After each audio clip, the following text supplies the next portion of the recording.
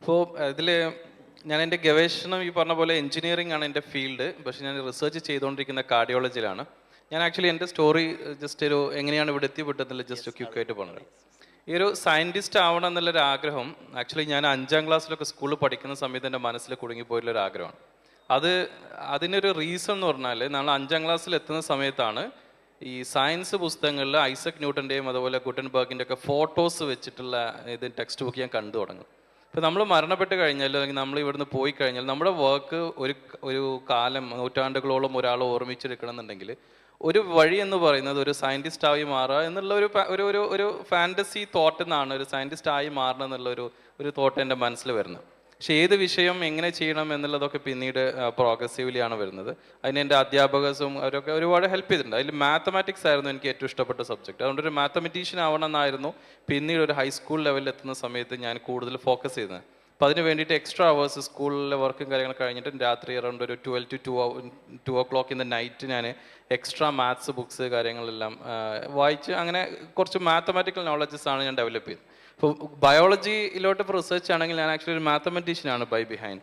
അങ്ങനെ +2 പഠിക്കുന്ന സമയത്താണ് ഞാൻ എൻ്റെ ആദ്യത്തെ ഗവേഷണ പ്രബന്ധം പബ്ലിഷ് ചെയ്യുന്നത്. അതെന്ന് വെച്ചാൽ എൻ്റെ അന്നത്തെ ആ സമയത്ത് മാത്തമാറ്റിക്സ് ടുഡേ എന്ന് പറഞ്ഞൊരു മാഗസിൻ എൻ്റെ ഒരു അധ്യാപകൻ തന്നിട്ടുണ്ടായിരുന്നു. അപ്പം അതിൽ നിന്ന് കുറേ മാത്തമാറ്റിക്കലി ചലഞ്ചിങ് ആയിട്ടുള്ള പല കാര്യങ്ങളും കണ്ടെത്തിയിട്ട് ഒരു ക്യൂബിക് പോളിനോമിയലിനെ സോൾവ് ചെയ്യാനുള്ള ഡയറക്റ്റ് ഇക്വേഷൻസ് ആണ് ഞാൻ എൻ്റെ ആദ്യത്തെ കണ്ടുപിടുത്തം മാത്തമാറ്റിക്സിലാണ്.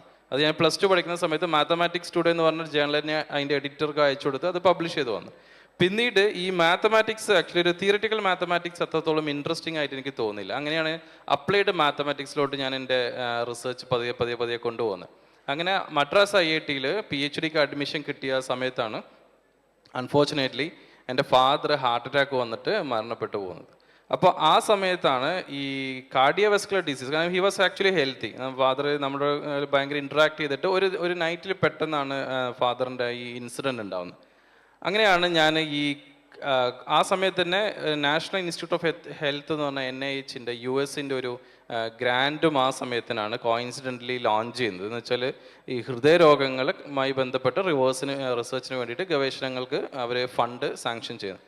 അങ്ങനെയാണ് ഈ കാർഡിയോവാസ്കുലർ ഡിസീസസ് നേരത്തെ കൂട്ടി കണ്ടുപിടിക്കാൻ എന്തെങ്കിലും വഴിയുണ്ടോ എന്നുള്ള ഒരു തോട്ടിൽ നിന്നാണ് എൻ്റെ റിസർച്ച് കാർഡിയോളജിയിലോട്ട് ഡയറക്റ്റ് ചെയ്ത് പോകുന്നത്. ഞാൻ ആക്ച്വലി ഇലക്ട്രിക്കൽ എഞ്ചിനീയറിംഗ് ആണ് electrical background. Trivandrum government engineering കോളേജിൽ നിന്ന് ഇലക്ട്രിക്കൽ BTech കഴിഞ്ഞിട്ടാണ് മദ്രാസ് IIT-യിൽ masters by research MS by റിസർച്ചിനും ഇൻ്റഗ്രേറ്റഡ് PhD-ക്കും ജോയിൻ ചെയ്തത്.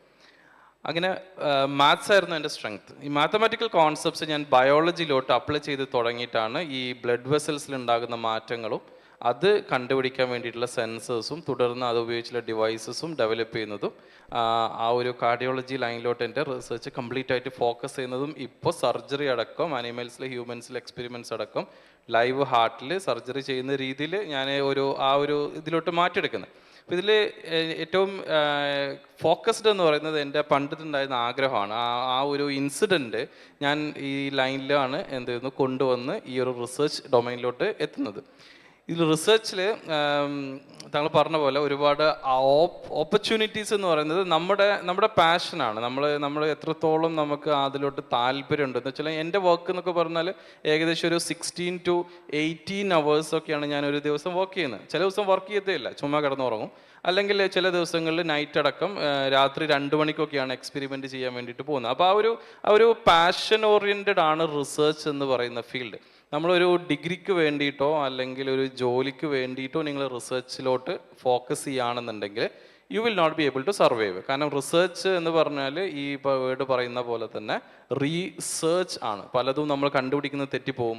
ചിലപ്പോൾ നമ്മുടെ റിസൾട്ട്സ് തെറ്റാണെന്ന് നമുക്ക് തന്നെ മനസ്സിലാവുന്ന 1-1.5 വർഷമൊക്കെ കഴിഞ്ഞിട്ടായിരിക്കും. എൻ്റെ കേസിൽ അങ്ങനെ ഒരുപാടുണ്ട്. ഞാൻ ഉണ്ടാക്കിയ മാത്തമാറ്റിക്കൽ മോഡൽസ് അത് എൻ്റെ ബുക്കിൽ മാത്രമേ വർക്ക് ആവത്തുള്ളൂ എന്ന് തിരിച്ചറിയുന്നത് ഒരു 2 വർഷം കഴിഞ്ഞിട്ടാണ്. അപ്പോൾ നിങ്ങൾക്ക് ഡെഡിക്കേറ്റഡ് ആയിട്ട് ടൈം ഒരു എൻജോയ് ചെയ്ത് റിസർച്ച് ഫോക്കസ് ചെയ്ത് വർക്ക് ചെയ്യാൻ പറ്റുവാണെന്നുണ്ടെങ്കിൽ research is a good career opportunity.